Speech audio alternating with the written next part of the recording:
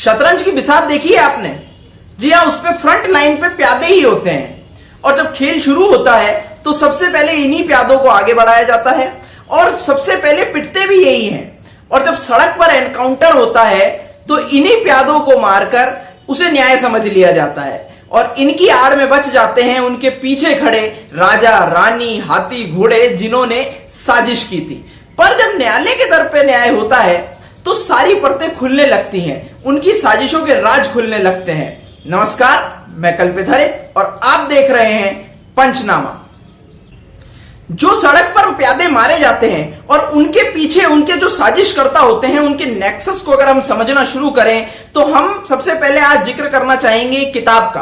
किताब है trials of truth, the Indian landmark criminal cases, जिसे लिखा है गौरी गोरबंद और पिंकी आनंद ने। पिंकी आनंद एडिशनल सॉलिसिटर जनरल रही हैं गवर्नमेंट ऑफ इंडिया की।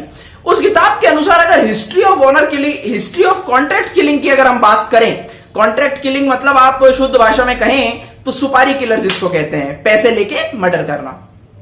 तो कॉन्ट्रैक्ट किलिंग की जो शुरुआत हुई वो 60 से 70 के दशक में मुंबई में इंडियन अंडरवर्ल्ड का उदय हुआ। यह प्रथम ऑर्गेनाइज सिंडिकेट था क्राइम का, जिसके प्रमुख नामों की अगर हम बात करें तो दाऊद इब्राहिम, छोटा राजन, हाजी मस्तान, ऐसे कुछ प्रमुख नाम हैं। अगर हम पहले केस की बात करें तो 1969 में पहला कॉन्ट्रैक्ट किलिंग का केस आया, जिसमें स्मगलर हाजी मस्तान ने 2 पाकिस्तानी युवकों को 10,000 रुपए में हायर किया अपने एक साथी गैंगस्टर यूसुफ को रास्ते से हटाने के लिए। उसके बाद धीरे धीरे यही क्राइम का जो सेटअप है यूपी और बिहार की तरफ शिफ्ट होने लगा। उसका एक प्रमुख कारण बताया गया है कि यूपी और बिहार में गरीबी बहुत है, जिसके कारण धीरे धीरे युवक आसानी से बिल्कुल कम पैसों में बंदूकें उठाने को तैयार हो जाते हैं। इसी किताब में एक और केस है, उस केस का जिक्र करते हैं। केस है आरके जैन आईपीएस का। आरके जैन आईपीएस थे जो पीएमओ जाया करते थे इंफॉर्मेशन लेने के रिगार्डिंग, जिसपे शिवांगी भटनागर रिपोर्टिंग किया करती थी। धीरे धीरे शिवांगी भटनागर और आईपीएस आरके जैन की नजदीकियां बढ़ी और नजदीकियां इतनी बढ़ी कि शिवांगी भटनागर प्रेग्नेंट हो गई और शिवांगी भटनागर के प्रेग्नेंट होने के बाद दोनों ने डिसाइड किया कि अपने तलाक लेकर हम अपनी शादी नए सिरे से शुरुआत करेंगे। इसके बाद शिवांगी भटनागर का मर्डर हो जाता है।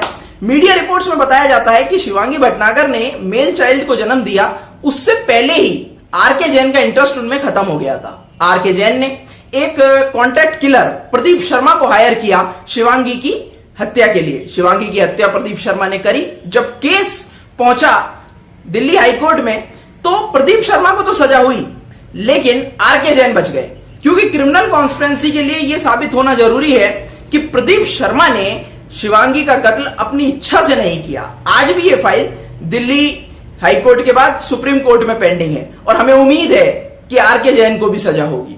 जब केस न्यायालय के दर पे पहुंचते हैं तो प्यादे जो मरते हैं ना एनकाउंटर में, उनके पीछे जो साजिशकर्ता होते हैं उनकी परतें खुलने लगती हैं और जब परतें खुलती हैं तो बड़े बड़े अधिकारी, बड़े बड़े नेता फंसते हैं।